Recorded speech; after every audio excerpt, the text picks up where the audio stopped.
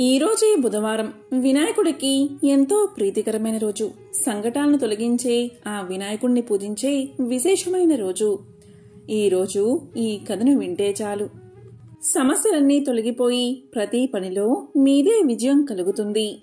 మరి ఆ కథ ఏంటో ఇప్పుడు ఈ వీడియోలో తెలుసుకుందాం. ఒకసారి సూత మహర్షిని సౌనకాది మహామునులు ఇలా అడిగారు, స్వామి, తులసి పరమ పవిత్రమైనది, విష్ణువుకి ప్రీతికరమైనదే కదా. మరి ఒక్క వినాయక చవితి రోజు తప్ప మిగతా రోజులలో వినాయక పూజకి తులసి ఎందుకు పనికిరాదు అని అడిగారు. దానికి సూత మహర్షి చిన్న చిరునవ్వు నవ్వి ఇలా పలికారు, నాయనలారా, పరమాత్ముడి లీలలను గుర్తించడం ఎవరి తరము?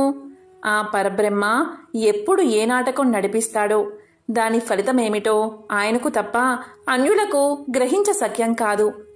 నాకు తెలిసినంత వరకు, లౌకిక ప్రపంచానికి సంబంధించినంత వరకు ఒక కారణముంది. ఆ కథను చెబుతాను, శ్రద్ధగా వినండి అంటూ సూతుడు ఇలా చెప్పడం మొదలుపెట్టాడు. ఒకసారి గోలోకంలో లక్ష్మి, సరస్వతి, రాధల మధ్య గొడవ వచ్చి ఒకరినొకరు శపించుకున్నారు. ఆ శాప కారణంగా లక్ష్మీదేవి భూలోకంలో వృషధ్వజుడు అనే రాజుకు కుమార్తెగా జన్మించింది. ఆమెకు తులసి అని నామకరణం చేశారు. తులసి పుట్టినప్పటి నుంచే విష్ణు భక్తురాలై విష్ణువే తనకు భర్తగా కావాలి అనే సంకల్పంతో అతని అనుగ్రహం పొందడానికి వనానికి వెళ్లి తపస్సు చేయడం ప్రారంభించింది. ఆమె తపస్సుకు మెచ్చిన బ్రహ్మ ప్రత్యక్షమై, తులసి, నీ తపస్సుకు మెచ్చాను. నీవు శ్రీమన్నారాయణుణ్ణి వివాహం చేసుకోవాలని కోరి తపస్సు చేశావు. కాని ఈ జన్మలో నీ కోరిక తీరదు. ఈ జన్మలో నీకు విష్ణు అంశ సంభూతుడే భర్తగా లభిస్తాడు. అతడే స్వయంగా నిన్ను వెతుక్కుంటూ వస్తాడు. అతన్ని వరించి నీ జన్మను సార్థకం చేసుకో. మరుసటి జన్మలో అంటే కలియుగాంతంలో నీవు వైకుంఠానికి చేరి శ్రీమన్నారాయణుడి వక్షస్థల స్థానాన్ని అలంకరించగలవు అని వరమిచ్చి అదృశ్యమయ్యాడు బ్రహ్మదేవుడు. దీంతో తులసి సంతృప్తి చెంది నారాయణ నామస్మరణం చేసుకుంటూ తనకి కాబోయే భర్త రాక కోసం ఎదురుచూస్తూ ఆ మనమందే కాలం గడపసాగింది.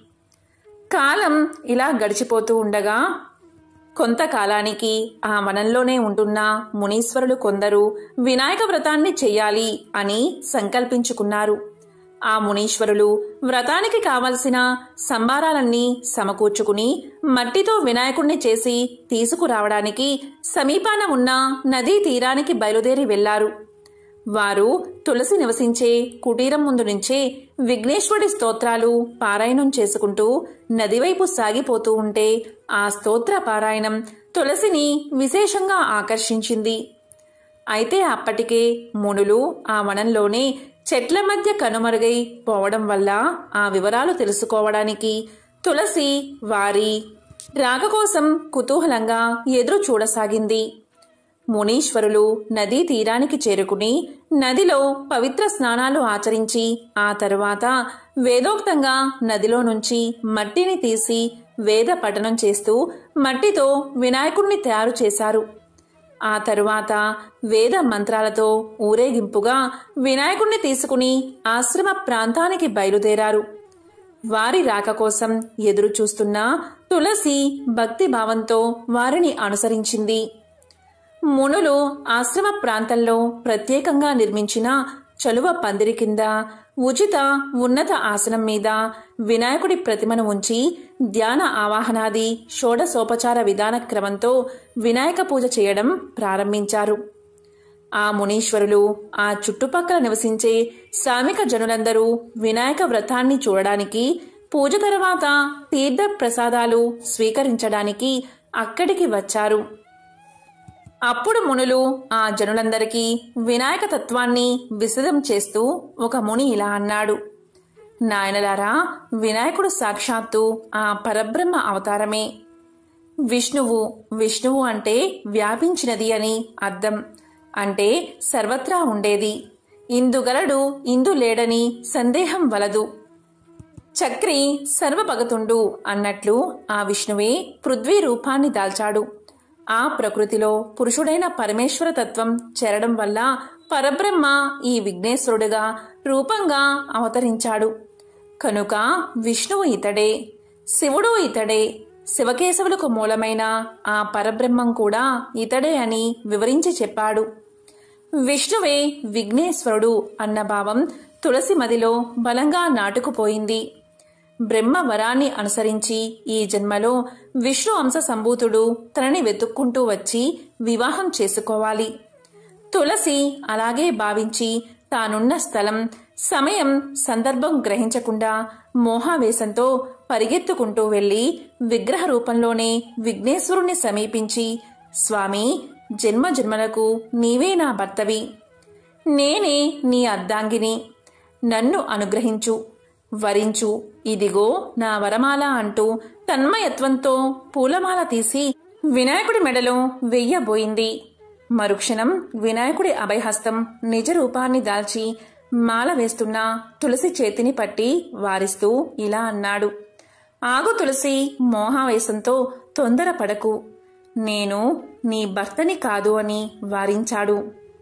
విఘ్నేశ్వరుడి వరదహస్తం మాత్రమే నిజ రూపం దాల్చడం, మిగతాదంతా మృత్తికా రూపంలో ఉండగా స్వామి నోటి నుంచి మాటలు రావడం చూసి స్వామి మహత్తును కల్లారా చూసిన మునులు, భక్తజనులు ఆశ్చర్యపోయారు. కాని తులసి మాత్రం తన మోహావేశంలో నుంచి బయటపడలేదు. విఘ్నేశ్వరుడి విగ్రహంలో విష్ణువే ఆమె కళ్లకు దర్శనమిస్తున్నాడు. స్వామి, నన్ను వారించకండి, జన్మజన్మల పుణ్యఫలం చేత మీకు అర్ధాంగినయ్యే భాగ్యం నాకు దక్కింది. ఆ అదృష్టాన్ని నాకు దూరం చేయకండి. ఈ జన్మకే కాదు, 7 జన్మలకు మీరే నా పతి అంటూ తులసి మోహావేశంతో వినాయకుడి మెడలో మాల వేసింది. ఆమె చర్య స్వామికి తీవ్రమైన ఆగ్రహాన్ని తెప్పించింది. వెంటనే స్వామి మూర్ఖురాలా అని చీత్కారం చేస్తూ మృతికా విగ్రహంలోంచి నిజరూపంతో విఘ్నేశ్వరుడు సాక్షాత్కరించాడు. తులసి వైపు ఆగ్రహంగా చూస్తూ స్వామి ఇలా పలికాడు. నీ ఉన్నత మోహావేశంతో విష్ణువుకి, విఘ్నేశ్వరుడికి తేడా తెలియకుండా రాక్షసంగా ప్రవర్తించావు. అసురుల ఆచార విధానంతో నన్ను వరింప చూశావు. నీ మూర్ఖత్వానికి ఫలితంగా నీవు ఒక అసురుడికి ఇల్లాలివి అవుతావు అని శపించాడు. విఘ్నేశ్వరుడి వాక్కులు విని తులసి అవాక్కయింది. అప్పుడు మునులు స్వామికి నమస్కారం చేసి ప్రార్థిస్తూ ఇలా పలికారు. స్వామి, ఈ తులసి లక్ష్మీ అంశ, కారణ జన్మురాలు కూడా. ఈమె శ్రీమన్నారాయణుడి అర్ధాంగి. రాధ శాపవశాన ఇలా అవతరించింది. విష్ణువుకే అర్ధాంగి కావాలి అనే తపనతో విష్ణుతత్వం గల నిన్ను ఆ విష్ణుదేవుడిగా భావించి వరమాల వేసిందే కాని వేరే దురుద్దేశంతో కాదు. ఈమెను మన్నించు, శాప ఉపహరణం అనుగ్రహించు అని వేడుకున్నారు. ఆ మాటలు విని విఘ్నేశ్వరుడు శాంతించి, రాధ శాపఫలంగా ఈ తులసి ఈ జన్మలో జలంధరుడు అనే అసురుడికి అర్ధాంగి అవుతుంది. తరువాత పరిణామాలు ఈమె శాపం చేత తులసి వృక్షరూపంగా అవతరిస్తుంది. తులసి మాలను విష్ణువు ప్రీతిగా నిత్యమూ ధరిస్తాడు. తులసి పత్రాలతో విష్ణువును పూజించిన వారు మోక్షాన్ని పొందుతారు. తులసి పూసల మాలలో జపానికి ఉపయోగపడుతుంది. తులసి పూజలు అందుకుంటూ విష్ణుదేవుని పూజలకు ప్రీతి పాత్రురాలై ఈ యుగాంతమున నిజ రూపాన్ని దాల్చి విష్ణు సన్నిధిని చేరుకుంటుంది అని అనుగ్రహించాడు విఘ్నేశ్వరుడు. దాంతో మునులు, జనులు సంతోషించి విఘ్నేశ్వరుణ్ణి వేనోళ్ల కీర్తించారు. అప్పుడు తులసి చేతులు జోడించి ఇలా పలికింది. స్వామి, నీ పూజకి కూడా నాకు అర్హత ప్రసాదించు అని. అప్పుడు విఘ్నేశ్వరుడు తల పంకించి ఇలా పలికాడు. తులసి, నేడు నా జన్మదినం. దీనిని వినాయక చవితి అని లోకులు పిలుస్తారు. ఈ ఒక్క శుభదినం రోజు మాత్రం నా భక్తులు నాకు సమర్పించే పత్రి పూజలో తులసి పత్రాన్ని కూడా స్వీకరిస్తాను. వినాయక చవితి రోజు తప్ప మిగతా సమయ సందర్భాలలో నిత్య పూజలలో తులసి పత్రంతో నన్ను పూజిస్తే దోషం కలుగుతుంది. ప్రతి సంవత్సరం వినాయక వ్రత పూజకు మాత్రం తులసిదళం అర్హమైనది అనే వరమిచ్చి అనుగ్రహించాడు. ఈ కారణం చేతే ఆ రోజు నుంచి ఒక్క వినాయక చవితి రోజు తప్ప మిగతా రోజులలో వినాయకుడి పూజకు తులసి నిషేధించబడింది. ఒకప్పుడు పరమేశ్వరుడు పార్వతీ సమేతుడై కైలాస శిఖరంపై కొలువు తీరి ఉండగా సమస్త దేవతా గణాలు వారి సందర్శనార్థమై విచ్చేశారు. అద్భుతమైన తమ గాన కౌశలంతో శంకరుడికి ప్రీతి గావించారు. గంధర్వులంతా అప్సరసలు నాట్యం చేశారు.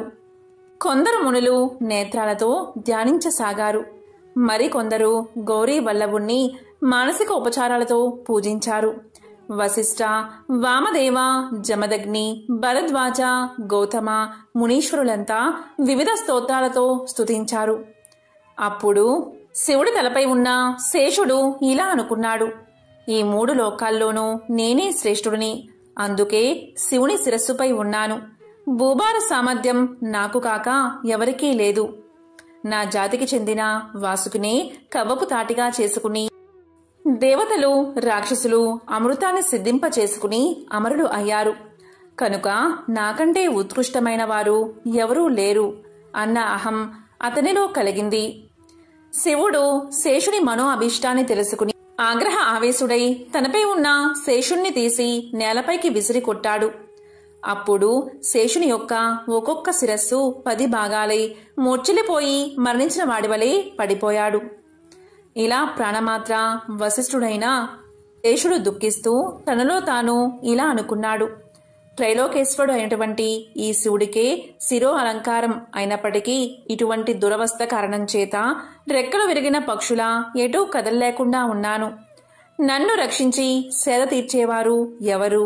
తిరిగి నా స్వస్థలాన్ని పొందగలిగే ఉపాయం చెప్పే వారెవరు అని అనుకుంటూ విచారిస్తూ ఉండగా అతనికి ఆ మార్గంలోనే వస్తున్న నారదుడు దైవవసాన కల్పించాడు. అప్పుడు నారదుడు శేషుణ్ణి చూసి ఇలా పలికాడు, ఎందుకని దుఃఖిస్తున్నావు? నీ శిరస్సును ఎందువల్ల హగ్నాలు అయ్యాయి? నీవు ఏ మునికైనా అపచారం చేసి వారి ఆగ్రహానికి గురయ్యావా? లేక గర్వంతో శంకరుడికి ఏమైనా అపచారం చేశావా? శేష, ఆ కారణం నాకు చెప్పు, తగిన ఉపాయాన్ని చెబుతాను అని అనగా ఆదిశేషుడు జరిగిందంతా వివరించి, ఓ ముని పుంగవ, తీవ్రంగా గాయపడి మునుపటిలా భూమండలాన్ని నా శిరస్సులపై మోయగల సామర్థ్యం, అలాగే నా పూర్వపు స్థితి నాకెలా సిద్ధిస్తుందో ఉపాయాన్ని దయతో తెలుపు, నన్ను కృతజ్ఞుణ్ణి చెయ్యి అంటూ ప్రార్థించాడు. అప్పుడు నారదుడు ఇలా పలికాడు, ఓ నాగరాజా, నీకు దేవదేవుడైన గజానుని యొక్క అనుగ్రహం కలిగించి మహామంత్రోపదేశం గావిస్తాను. ఎవరి యొక్క దివ్య అనుగ్రహ ప్రభావం చేత ఇంద్రాది దేవతలు తమ తమ పదవులను పొందారో, త్రిమూర్తులు జ్ఞానవంతులై సృష్టి స్థితి లయలను నెరవేర్చుతున్నారో అటువంటి దేవదేవుడైన మహాగణపతి దేవుడు ప్రసన్నుడైతే నీవు తిరిగి నీ పూర్వపు వైభవాన్ని దక్కించుకోగలవు. శేష, నీకు పూర్ణ స్వస్థత చేకూరటువంటి గణేశ సరక్షరీ మంత్రాన్ని ఉపదేశిస్తాను. దీన్ని కనుక నీవు శ్రద్ధతో జపించినట్లయితే నీకు గజాననుడు తప్పక సాక్షాత్కరించగలడు అంటూ నారద మహర్షి శేషునకు మంత్రోపదేశం చేసి అదృశ్యమయ్యాడు. అప్పుడు శేషుడు తపస్సు చేయడానికి కృతజ్ఞుడై తన సర్వేంద్రియాలను నియంత్రించుకుని గజాలన్నీ ధ్యానం చేసి అచంచల భక్తితో ఆ పరమ మంత్రాన్ని తదేక దీక్షతో జపించసాగాడు. ఇలా 1000 దివ్య సంవత్సరాలు గడిచిన తరువాత దేవదేవుడైన గజాననుడు శేషుడికి సాక్షాత్కరించాడు. సింహవాహనారూఢై త్రినేత్రుడు మెడలో మెరిసిపోయే ముత్యాల హారాలతో రత్న కిరీటాన్ని రత్న రుద్రాక్షలను దాల్చి ఏకదంతుడై దర్శనమిచ్చాడు. ఏ విధంగా ధ్యానించాడో అలాంటి మూర్తిగానే సాక్షాత్కరించాడు. అప్పుడు విఘ్నేశ్వరుడు ఇలా పలికాడు, ఓ నాగరాజా, నీవు అహంరాత్రులు ఏక మనస్కుడై ఎవరినైతే ధ్యానించావో ఆ గజానుని నేనే. నీ భక్తికి మెచ్చి నీకు కోరిన వరాలు ఇవ్వాలి అని నీ ఎదుట సాక్షాత్కరించాను. సృష్టి స్థితికి లయలకు కారణమైన పరబ్రహ్మ తత్వాన్ని నేనే. నా తేజస్సు వల్లే సూర్యచంద్రాది నక్షత్రాలు ప్రకాశిస్తున్నాయి. పరబ్రహ్మ స్వరూపుడైన నేను సగుణ రూపంలో ఆవిర్భవించాను. నీకు కావలసిన వరాలు అన్నిటినీ కోరుకో అని గంభీర ధ్వనితో గణపతి పలకగానే శేషుడు ఇలా భక్తి ప్రావల్యంతో వేడుకున్నాడు, ఓ దేవదేవా, నీ దివ్య సందర్శనం చేత నా జన్మ, తపస్సు, జ్ఞానము సార్థకమయ్యాయి. నా మాతాపితృలు ధన్యులు అయ్యారు. నా నేత్రాలు, దేహము, శిరస్సు అన్నీ ధన్యాలు అయ్యాయి. నిన్ను స్తుతించడం వల్ల నా జిహ్వ కూడా ధన్యమైంది. నీ సందర్శన భాగ్యం చేత నా నాగజాతి కూడా ధన్యమైంది. ఓ దేవా, నీవు సకలము ఎరిగిన సర్వజ్ఞుడవు. అనర్థకారి అయిన గర్వకారణం చేత నా శిరస్సులు ఈ రకంగా ముక్కలయ్యాయి. పరమేశ్వరుడి ఆగ్రహానికి గురయ్యాను. దైవికంగా కలిగిన అనుగ్రహం చేత నీ సందర్శన భాగ్యం లభించింది. ఓ దేవా, 3 లోకాల్లోనూ శ్రేష్ఠత్వాన్ని, ధనాధరణ సామర్థ్యాన్ని నాకు ఇవ్వు. స్థిరమైన స్థానాన్ని నాకు ప్రసాదించు. నిత్యము నీ సందర్శన భాగ్యాన్ని నాకు అనుగ్రహించు. శంకరుని సాహిత్యం, స్థిరభక్తి నాకు అనుగ్రహించు అంటూ ప్రార్థించాడు. అప్పుడు వినాయకుడు ఇలా పలికాడు. శేష, నీ 100 శిరస్సులు ఒక్కొక్కటి 10 ముక్కలైపోయాయి. కనుక నీవు 1000 పడగలతో సహస్రవదనను అనే ప్రఖ్యాతి దాల్చుతావు. అతి దుర్లభమైన ధరాధరణ సామర్థ్యం నీకు కలుగుతుంది. ఇకపైన నీవు స్థిరంగా శంకరుణ్ణి అలంకరించగలవు. నా సాన్నిధ్యాన్ని కూడా పొందగలవు. నీ సకల మనోభీష్టాలు అవశ్యం నెరవేరుగాక అంటూ వరాలు ఇచ్చి అతనిని అనుగ్రహ పురస్కారంగా తన ఉదరాన బంధించుకున్నాడు. గణపతి ఆనాటి నుంచి వినాయకుడికి వేలబద్ధుడు అనే పేరు వచ్చింది. ఒకసారి దేవేంద్రుడు, ఆయన సతీమణి కొన్ని ఇబ్బందికర పరిస్థితుల్లో ఎవరికీ కనబడకుండా అడవిలో వెదురు చెట్ల రూపం ధరించి ఉండవలసి వచ్చింది. కాలాంతరంలో వర్షాలు లేకపోవడంతో అనావృష్టి ఏర్పడింది. చెట్లన్నీ ఎండిపోతున్నాయి. ఇంద్రుడు తాను ఇక్కడ ఉండి కూడా ఏమీ చెయ్యలేకపోతున్నానే అని బాధపడుతున్నాడు. ఇలా చెట్లన్నీ ఎండిపోయి చనిపోతే అడవిలో జీవిస్తున్న జంతువులు, పక్షులు మొదలైన జీవులన్నీ ఏమైపోవాలి? ఏదో ఒకటి చేసి ఈ అడవిని రక్షించాలి అనుకున్నాడు ఇంద్రుడు. ఒకరోజు నారదుడు అక్కడికి వచ్చి దిగాలుగా ఉన్న వారిద్దరినీ చూసి ఇలా పలికాడు. దేవేంద్ర, ఎందుకు అలా విచారంగా కనిపిస్తున్నారు అని అడిగాడు. దానికి ఇంద్రుడు, నారద మహర్షి, మీకు తెలియంది ఏముంటుంది? అనావృష్టి కారణంగా నీళ్లు లేక చెట్లన్నీ ఎండిపోతున్నాయి. నేనుండి కూడా ఏమీ చెయ్యలేకపోతున్నాను అంటూ తన బాధను చెప్పాడు ఇంద్రుడు. అప్పుడు నారదుడు ఇలా పలికాడు. మహేంద్ర, విచారించకు. కష్టాలు కలకాలం ఉండవు కదా. మీ కష్టాలు తీరి మీరు అమరావతి వెళ్లే రోజు తప్పకుండా వస్తుంది. కొంతకాలం ఓపిక పట్టు అని ఓదార్చాడు నారదుడు. అప్పుడు ఇంద్రుడు ఇలా పలికాడు. మహర్షి, నేను నా గురించి బాధపడ్డం లేదు. నేనిక్కడ ఉండి కూడా నాకు ఆశ్రయం ఇచ్చిన ఈ అడవికి ఏమీ చెయ్యలేకపోతున్నాను. అదే నా బాధ అన్నాడు ఇంద్రుడు. అప్పుడు నారదుడు ఇలా పలికాడు. అగస్త్య మహర్షి నదీ సప్తకం నుండి కావేరిని తీసుకుని ఇటువైపే వస్తున్నాడు. కొంకణ దేశంలో దాన్ని వదిలి వెళ్లాలి అన్నది ఆయన నిర్ణయం. ఆయన్ని ప్రసన్నం చేసుకుంటే కావేరీ నది ఉత్తుంగ తరంగాలతో ఎగిసి పడుతూ ఈ అడవిలో ప్రవహిస్తుంది. ఇంకా అనావృష్టి ఉండదు. బాధపడుకు అని చెబుతూ ఇలా పలికాడు. ఇంద్రా, ఇది జరగాలంటే మీరొక పని చెయ్యాలి. పార్వతీమాతను ప్రసన్నం చేసుకోవాలి. ఆమె ప్రసన్నురాలు కావాలి అంటే ఆమె ప్రియపుత్రుడు గణపతిని పూజించండి. అన్నీ సక్రమంగా జరిగిపోతాయి. మీకు మంచి రోజులు కూడా వస్తాయి అని సలహా ఇచ్చాడు నారదుడు. దానికి ఇంద్రుడు, సచీదేవి ఒప్పుకుని నారదుని సలహా మేరకు గణపతిని భక్తితో పూజించారు. అనేక రకాల ఫలాలు తెచ్చి భక్తితో నైవేద్యం పెట్టారు. దేదీప్యమానంగా ప్రకాశిస్తూ గణపతి ప్రత్యక్షమయ్యాడు. సచీంద్రులు ఆయనకు ఆనంద బాష్పాలతో అభిషేకం చేశారు.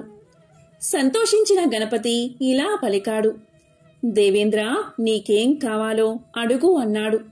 అప్పుడు ఇంద్రుడు ఇలా అన్నాడు.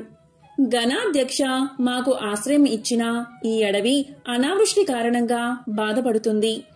నీరు లేక వేడి భరించలేక ఇక్కడి చెట్లన్నీ చచ్చిపోతున్నాయి.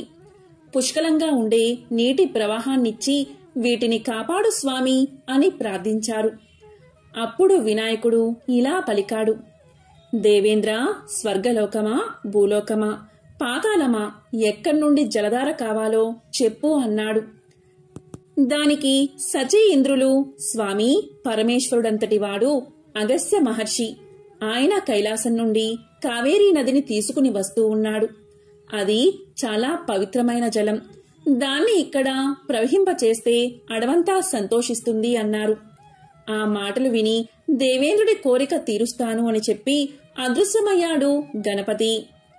అప్పటికే కావేరీ నదిని కమండలంలో నింపుకుని కొంకణ దేశం వైపు బయలుదేరాడు అగస్త్యుడు. గణపతి కాకి రూపంలో అగస్త్యుడి కమండలం మీద వాలాడు. ఆ సమయంలో కొంచెం పరాకుగా ఉన్నాడు మహర్షి. కాకిని అదిలిచ్చాడు. అది పారిపోతున్నట్టు నటించి మళ్లీ తిరిగి వచ్చి కమండలం మీద వాలి కమండలాన్ని తన కాళ్లతో తన్నింది. అప్పుడు అగస్త్యుడి చేతిలోని కమండలం కింద పడిపోయింది. దానిలో ఉన్న నీళ్లన్నీ కింద ఒలికిపోయాయి. అయ్యో పరమేశ్వరా, నేను పడ్డ కష్టం వృధా అయిపోయిందే అని బాధపడ్డాడు మహర్షి. అంతలోనే కోపం వచ్చి కాకిని కొట్టబోయాడు. కాకి మాయమైపోయింది. ఆశ్చర్యంగా చూస్తూ అలాగే నిలబడిపోయాడు అగస్త్యుడు. అదే సమయంలో ఒక బ్రహ్మచారి వచ్చి నిలబడ్డాడు. అతడే ఇలా మాయవేషాలు వేస్తున్నాడు అనుకుని కోపంతో కొట్టబోయాడు అగస్త్యుడు. ఆ బ్రహ్మచారి పక్కకు జరగగా అగస్త్యుడి చెయ్యి అతడి తలకు తగిలింది. దొరకకుండా తప్పించుకుంటూ దూరంగా పారిపోతూ ముప్పు తిప్పలు పెట్టాడు ఆ బ్రహ్మచారి. కోపంతో వెంటపడ్డాడు మహర్షి. ఏమైనా సరే తన వెంట తెచ్చుకున్న పవిత్రమైన జలాన్ని పారబోసిన ఆ బ్రహ్మచారిని వదలకూడదు అనే నిశ్చయంతో ఆ బ్రహ్మచారి దొరకకపోతాడా అని చూస్తూ నిలబడ్డాడు మహర్షి. అదే సమయంలో శూర్పకర్ణం, లంబోదరం, ఏనుగుతల, ఎలుక వాహనంతో భవానీమాత కుమారుడు గణపతి తన గణాలతో సహా వచ్చి నిలబడ్డాడు. కాకి రూపంలోనూ బ్రహ్మచారి రూపంలోనూ తనను అల్లరి పెట్టింది గణపతి అని అర్థం చేసుకున్నాడు అగస్త్యుడు. వెంటనే పశ్చాత్తాపంతో ఇలా పలికాడు. అయ్యో గణాధ్యక్ష, వినాయక, నేనెంత అపరాధిని, ఎంత పాపం చేశాను. నా పాపానికి నిష్కృతి లేదు. అపచారం చేశాను. నన్నేం చేసినా పాపం లేదు. అవివేకంతో నిన్ను గుర్తించలేక కొట్టబోయాను. నన్ను క్షమించు అంటూ తలమీద ముట్టుకుంటూ ఏడ్చేస్తున్నాడు అగస్త్యుడు. అప్పుడు గణపతి చిరునవ్వుతో ఇలా పలికాడు. అగస్త్య, పొరపాటు ఎవరికైనా సహజమే. నీ మీద నాకు కోపం లేదు. నీకేం కావాలో అడుగు అన్నాడు. దానికి అగస్త్యుడు, స్వామి, నేను చేసింది తప్పే. వివేకం వదిలేసి కోపంతో నీ తలమీద ముట్టాను అంటూ పశ్చాత్తాపంతోనూ బాధతోనూ తన తలమీద మళ్లీ మళ్లీ ముట్టుకుంటున్నాడు. కొంచెం సేపటికి తేరుకుని కిందపడిన కమండలాన్ని చేతిలోకి తీసుకుని శివార్చనకు కూడా నాకు నీరు మిగలలేదు అన్నాడు దిగులుగా. అప్పుడు స్వామి, బాధపడకు, శివార్చనకు నీరు నేనిస్తాను అని గణపతి తన తొండాన్ని చాపి కిందపడిన కావేరి నీటిని తీసి కమండలాన్ని నింపి అగస్త్యుడికి ఇచ్చాడు. మహర్షి ఇంద్రుడి కోరిక మీద అడవిని రక్షించడానికి ఈ నీరు తీసుకోవలసి వచ్చింది. అదే కావేరీ నీటిని నా తొండంతో నీ కమండలంలోనే పోసిస్తున్నాను. శివార్చనకు ఇది పవిత్రమైన జలమే. నన్ను తలమీద ముట్టానన్న బాధతో నిన్ను తలమీద ముట్టుకున్నావు. ఇప్పట్నుంచి ఎవరైతే నా అనుగ్రహం పొందాలని నన్ను పూజించేటప్పుడు తలమీద మొట్టికాయలు ముట్టుకుంటారో వాళ్ళని వెంటనే అనుగ్రహించి వాళ్ల కోరికలు తీరుస్తాను. నా తండ్రితో సమానుడువు. నీ మీద నాకు ఎటువంటి కోపమూ లేదు. ఈ వరానికి నువ్వు అర్హుడవే. నీ వలన నా భక్తులు తక్కువ పూజతో ఎక్కువ ఫలితాన్ని పొందుతారు అని చెప్పి ఇంకా ఎన్నో వరాలు అగస్త్య మహర్షికి ఇచ్చి అంతర్ధానమయ్యాడు గణపతి. ఆనాటి నుండి ఎవరైతే గణపతి ముందు మోకరిల్లి నెత్తిమీద మొట్టికాయలు మొట్టుకుంటారో వారికి గణపతి యొక్క అనంతమైన అనుగ్రహ ఫలితం లభించడం మొదలయ్యింది. అప్పట్నుంచి అగస్త్యుణ్ణి తలుచుకుంటూ గణపతికి మొక్కేవారు అందరూ మొట్టికాయలు వేసుకోవడం ఆనవాయితీగా వస్తుంది. వినాయకుడు తర్పణ ప్రియుడు. గణపతికి 21 రోజులు బెల్లం పానకంతో తర్పణం చేస్తే తాము అనుకున్న పనులు ఎటువంటి విఘ్నము అవాంతరాలు లేకుండా సాధించగలుగుతారు. ఈ స్వామికి ఉండ్రాళ్ళు, అరటిపళ్ళు, పేలాలు, అటుకులు, బెల్లం, వడపప్పు, పానకం ఎంతో ప్రీతికరమైనవి. జిల్లేడు పూలతో గణపతిని పూజిస్తే కోరికలు నెరవేరతాయి. వినాయక చవితి నాడు వినాయకుడికి ఇష్టమైన సంఖ్య 21. ఆ 21 పత్రాలతో ఆయన్ని పూజిస్తారు. వినాయక చవితి నాడు మాత్రమే తులసీ దళాలతో వినాయకుణ్ణి పూజించాలి. మరి ఏ ఇతర రోజుల్లోనూ వినాయకుణ్ణి తులసీ దళాలతో పూజించకూడదు. అలా పూజించకపోవడానికి వెనుక ఒక కథ ఉన్నట్లుగా తెలుస్తుంది.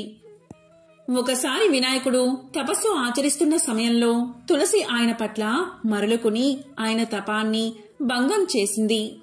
తనను వివాహం చేసుకోమని కోరింది.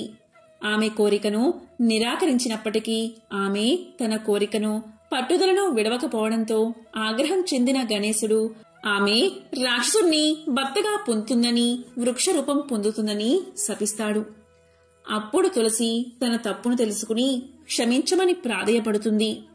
అప్పుడు వినాయకుడు ఆమెను కనికరించి ఆమె విష్ణుమూర్తికి ప్రియమైంది అవుతుందని, ఆమె చెట్టు రూపంగా మారినా కూడా తులసి పేరుతో పూజించబడుతుందని, ఆ దళాలు మాలగా కూర్చబడి విష్ణుమూర్తి కంఠానికి అలంకారంగా మారుతాయని, తులసి దళాలు పరమ పవిత్రమైనవిగా భావించబడతాయని, భగవంతుణ్ణి తులసి దళాలతో పూజిస్తే ప్రీతి చెంది భక్తులను అనుగ్రహిస్తాడని చెప్పి గణపతి తులసికి ఆనందాన్ని కలిగించాడు. గణపతికి గరిక అంటే ఎంతో ప్రీతి. గరికతో ఆయన్ని పూజిస్తే ఆ స్వామి భక్తుల పట్ల తన కృపా వీక్షణాలను ప్రసరింపచేస్తాడు. ఏ నోములు, వ్రతాలు, పూజలు చేసినా హరిద్రా గణపతికే మొదటి పూజ. హరిద్రా గణపతి అంటే పసుపు గణపతి. పసుపు గణపతికి ప్రథమ పూజ జరిపించడానికి వెనుక ఒక కారణముంది. అది ఏంటి అంటే, పూర్వం త్రిపురాసురులు అనే 3 రాక్షసులు ఉండేవారు. ఆ రాక్షసులు పర్వత రూపాలుగా ఉండేవారు. అయితే ఆ రాక్షసుల 3 సంహరించాలి అంటే ఒకేసారి ఆ 3 పురాలను కూల్చివేయాలి. అలా చేయడానికి ఆ పురాలు 3 ఒకే వరుసలో లేవు. అప్పుడు శివుని వాహనమైన నందీశ్వరుడు తన 3 కొమ్ములతో ఆ 3 ఒకే వరుసలో నిలబెట్టాడు. 3 పర్వతాలు ఒకే చోట ఉండడంతో శివుడు నారాయణాస్త్రాన్ని ఉపయోగించి ఆ 3 రాక్షసులను వధించాడు. కాని దురదృష్టవశాత్తు నంది 3వ కొమ్ము విరిగిపోయి భూమిపైన పడిపోయింది. అప్పుడు విఘ్నేశ్వరుడు విరిగిపోయిన నందీశ్వరుడి పసుపు కొమ్మును వెతికి తెచ్చి అతనికి అప్పగించాడు. అందుకు పరమశివుడు సంతోషించి ప్రతి ఇంట ఈ పసుపు కొమ్మును దంచి ఆ పొడిని శుభకార్యాల్లో వాడాలని, పసుపు శుభప్రదమని, సౌభాగ్యకరమని తెలియచేశాడు. ఆ పసుపు పొడితో తయారు చేసిన హరిద్రా గణపతికి ప్రథమ పూజ చెయ్యాలని ఆదేశించాడు. మట్టితో చేసిన గణపతిని పూజించడం ఎంతో శ్రేష్టం. వెండితో చేసిన గణపతిని పూజిస్తే తలపెట్టిన కార్యం పూర్తవుతుంది. మంగళవారం నాడు చవితి తిథి, హస్త నక్షత్రం ఉండే రోజు గరికతో, జిల్లేడు పూలతో వినాయకుడిని పూజిస్తే సమస్త లాభాలు చేకూరతాయి. వినాయకుడికి సిద్ధి, బుద్ధి అనే 2 పత్నులు ఉన్నారని, బ్రహ్మ వారిద్దరిని గణపతికి ప్రసాదించాడని పురాణ కథనం. క్షీరసాగర మదనం జరపడానికి ముందుగా సురులు, అసురులు గణపతిని పూజించకుండా ఆ పనిని తలపెట్టారు. అందువల్ల వారి పనికి విఘ్నం ఏర్పడ్డంతో విష్ణుమూర్తి వారికి సహాయపడ్డాడు. ఆ పాలకడలి నుంచి లక్ష్మీదేవి ఉద్భవించింది. లక్ష్మీదేవిని వినాయకుడు తీసుకెళ్లిపోతాడు. బ్రహ్మ, ఇంద్రుడు మొదలైన వారు గణపతితో లక్ష్మీదేవి విష్ణుమూర్తి పత్నిగా నిర్ణయించబడిందని చెప్తారు. అప్పుడు వినాయకుడు లక్ష్మీదేవిని స్వామివారికి అప్పగించి, అంటే విష్ణుమూర్తికి అప్పగించి లక్ష్మీదేవి అంశతో భార్య కావాలని కోరతాడు. బ్రహ్మ సిద్ధిలక్ష్మి, బుద్ధిలక్ష్మి అనే 2 కన్యలను సృష్టించి గణపతికి ఇస్తాడు. అప్పట్నుంచి వినాయకుడు లక్ష్మీ గణపతి అయ్యాడు.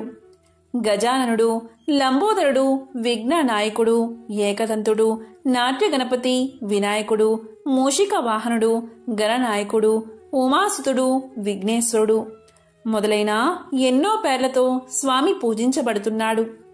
జ్ఞానాన్ని, విద్యను ప్రసాదించే దైవం వినాయకుడు. ఆయన ముందు గుంజీలు తీసిన వారు ఆ స్వామి అనుగ్రహానికి ప్రీతి పాత్రులవుతారు. ఎంతో పవిత్రమైన విశేషమైన ఈ బుధవారం రోజు వినాయకుడికి సంబంధించిన ఈ కథలను విన్నా, చదివినా, చెప్పినా, వినిపించినా సకల శుభాలు కలుగుతాయి. జన్మల పాపాలు తొలగి కోటి జన్మల పుణ్యం వస్తుంది. ఓం గం గణపతియే నమః.